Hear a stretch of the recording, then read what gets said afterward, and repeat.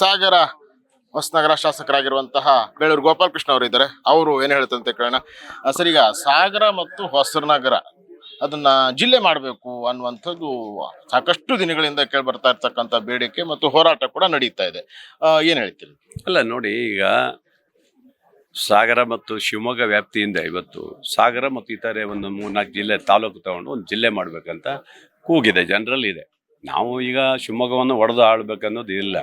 ಆದರೆ ಭೌಗೋಳಿಕವಾಗಿ ಇವತ್ತು ವ್ಯಾಪ್ತಿ ಜಾಸ್ತಿ ಆಗಿರೋದ್ರಿಂದ ಜಿಲ್ಲೆಯಾಗಿ ಸಾಗರ ಇವತ್ತು ಒಂದು ಹೆಡ್ ಕ್ವಾರ್ಟರ್ಸ್ ಆಗಿರೋದ್ರಿಂದ ಒಂದು ಅವಕಾಶ ಕೊಡಿ ಅಂತ ಕೇಳ್ತಾ ಇದ್ದೀವಿ ನಾವು.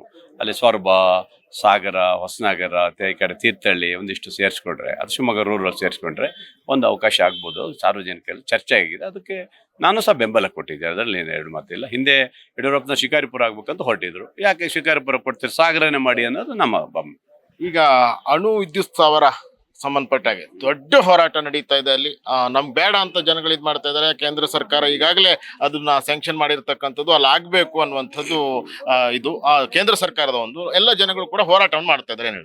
ಅಲ್ಲ, ಇದು ಅಣು ಸ್ಥಾವರವನ್ನು ಈಗ ಅಣು ವಿದ್ಯುತ್ ಸ್ಥಾವರ ನಿಜವಾಗಲೂ ದುರಂತ. ಇದು ಈಗ ನಮ್ಮ ಮಲೆನಾಡಲ್ಲಂತೂ ಅದು ಬರೋದೇ ಬೇಡ. ಯಾಕಂದರೆ ಆ ಒಂದು ಪರಿಸರ ಇದರಲ್ಲಿ ಇವತ್ತು ನಾವು ಈಗಾಗಲೇ ಗೊತ್ತಿದೆ ನಿಮಗೆ, ಇವತ್ತು ಮುಳುಗಡೆಯಾಗಿ ಎಷ್ಟೆಷ್ಟೋ ಇದರಲ್ಲಾಗಿ ನಾವು ಈಗಾಗಲೇ ಸಂತ್ರಸ್ತರಾಗಿ ಮತ್ತೆ ಇದನ್ನು ತಗೊಬಂದು ಹಾಕಿ ನಮ್ಮ ತೆಗೆಯೋದು ಬೇಡ. ಅದರಿಂದ ಈಗಾಗಲೇ ಒಂದು ಸರ್ವೆ ಮಾಡ್ತೀನಿ ಅಂತ ಹೇಳಿದ್ರೆ ಬಿಟ್ಟರೆ ಏನೂ ಮಾಡಲಿಲ್ಲ. ನಾವೆಲ್ಲ ಅಬ್ಜೆಕ್ಷನ್ ಮಾಡಿದ್ದೀವಿ, ನಾವು ಮಾಡಿದ್ದೀವಿ.